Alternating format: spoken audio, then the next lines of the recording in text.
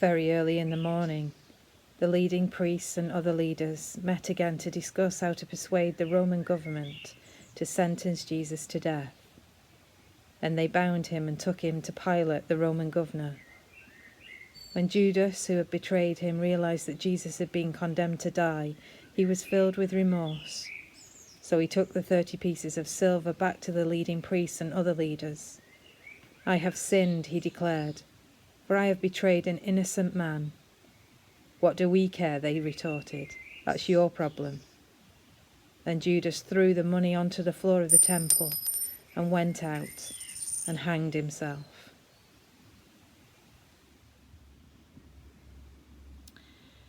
Now Jesus was standing before Pilate, the Roman governor. "Are you the king of the Jews?" the governor asked him. Jesus replied, "Yes, it is as you say." But when the leading priests and other leaders made their accusations against him, Jesus remained silent. "Don't you hear their many charges against you?" Pilate demanded. But Jesus said nothing, much to the governor's great surprise. Now it was the governor's custom to release one prisoner to the crowd each year during the Passover celebrations, anyone they wanted. This year there was a notorious criminal in prison, a man named Barabbas.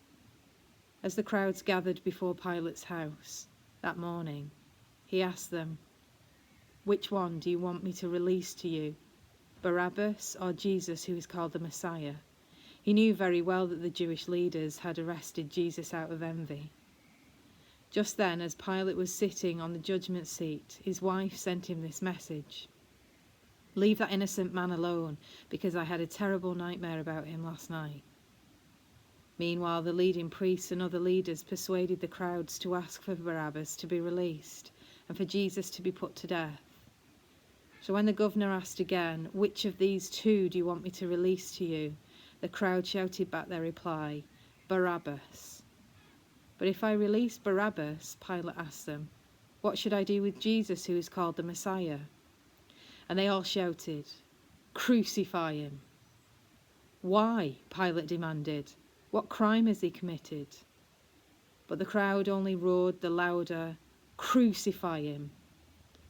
Pilate saw that he wasn't getting anywhere and that a riot was developing. So he sent for a bowl of water and washed his hands before the crowd, saying, "I am innocent of the blood of this man. The responsibility is yours."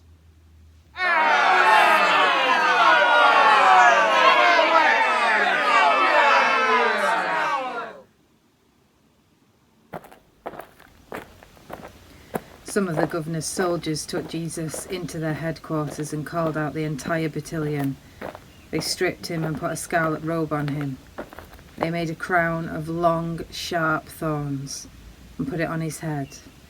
And they placed a stick in his right hand as a scepter. Then they knelt before him in mockery, yelling, "Hail, King of the Jews!"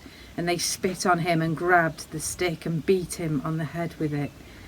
When they were finally tired of mocking him, they took off the robe and put his own clothes on him again. And they led him away to be crucified. As they were on the way, they came across a man named Simon who was from Cyrene, and they forced him to carry Jesus' cross. And they went out to a place called Golgotha, which means Skull Hill.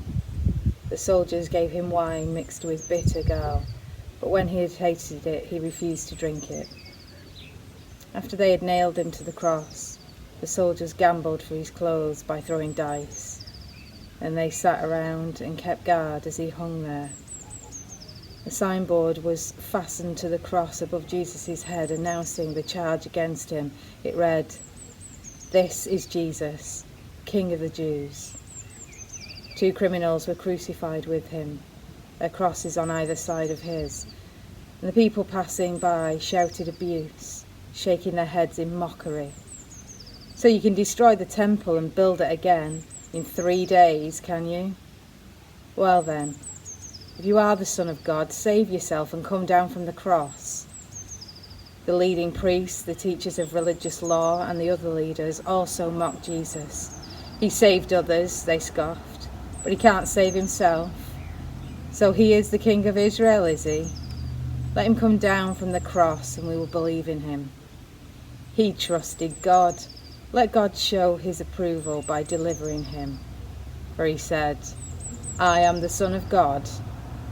And the criminals who were crucified with him also shouted the same insults at him. It was now about noon, and darkness came over the whole land until 3 p.m, for the sun stopped shining, and the curtain of the temple was torn in two. Jesus called out with a loud voice, Father, into your hands I commit my spirit. When he had said this, he breathed his last.